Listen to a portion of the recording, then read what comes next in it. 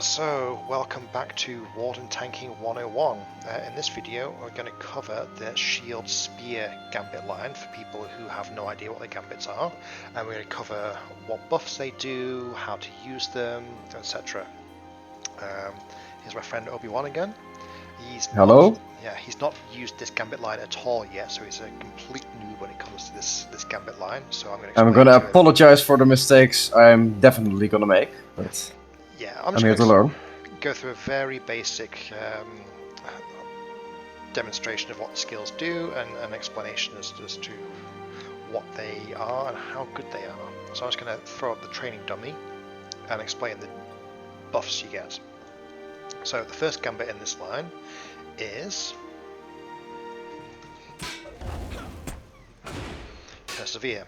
Now what this one's going to do is it's going to give you a partial block chance, and it's going to increase your block rating and give you a self heal.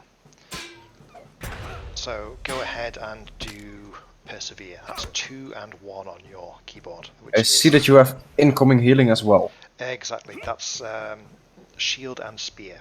So if you want to go ahead and do that. Yeah. Shield and Spear. That's 4.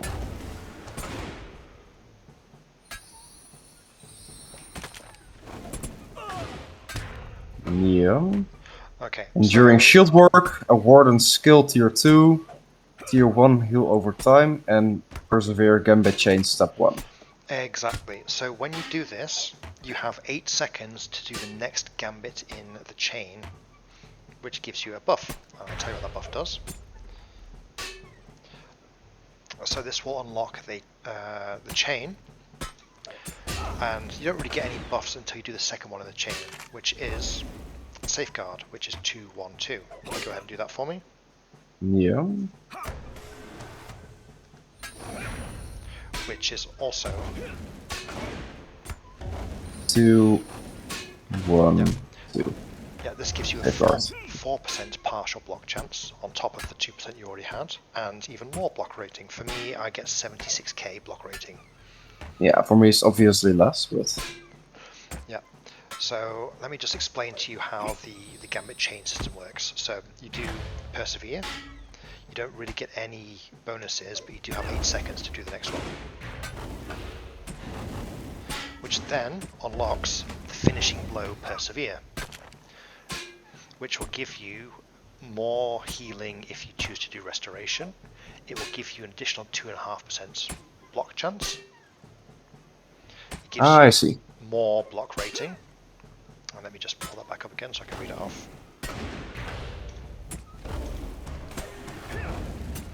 And then finally it gives you 4% incoming healing rating. Now the way the Gambit chains work is you prime the Gambit chain by doing step 1 and step 2, and then you have a choice to apply that finisher to step 3 or step 4. So you would not go through the 2 builder gambit, 3 builder gambit, 4 builder gambit, 5 builder gambit in chain. That does nothing. It's either 1, 2 and 3 or 1, 2 and 4. Does that make sense? Yes, it does. Okay, so why do we choose restoration then? So you do Persevere, because that gives you block rating, followed by Persevere. Sorry, the not Persevere. Dummy is... Yeah, followed by Safeguard, because that gives you more block rating and more partial block chance. And then we use Celebration of Skill, because this gives you even more partial block chance, more block rating, and more incoming healing modifier. The final gambit in this chain is a bigger self-heal, but it does not have a block component, so it doesn't give any BPE buffs, and we want all the BPE buffs that we can get. That's why we choose the BPE one, okay. Exactly, so when we're tanking, we just do the first 3 gambits. We pretty much never do the 4th gambit. Okay, let me try it. Yep.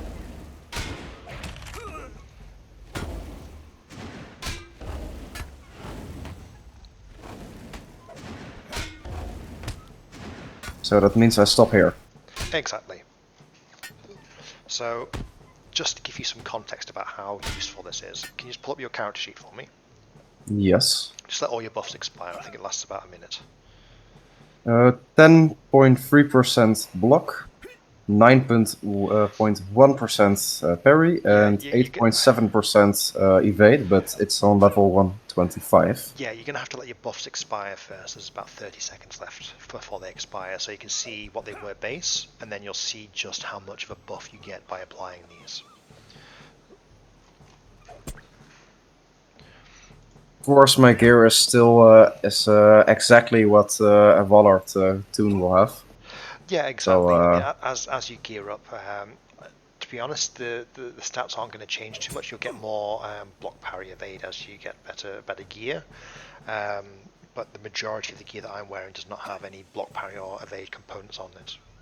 Some of the threshold rings have 24k block here or there, but it's scattered about. It's not really built for BPE.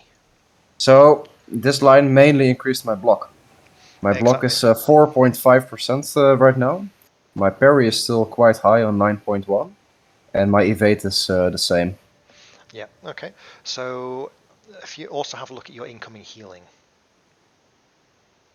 My incoming healing is momentarily 0.6%. Okay, so if you want to go ahead and do that line, so what's your block at the moment? And your partial block? 1 second. Oh, I'm already messing it up. Yeah, so 2, 1. 2, 1, 2.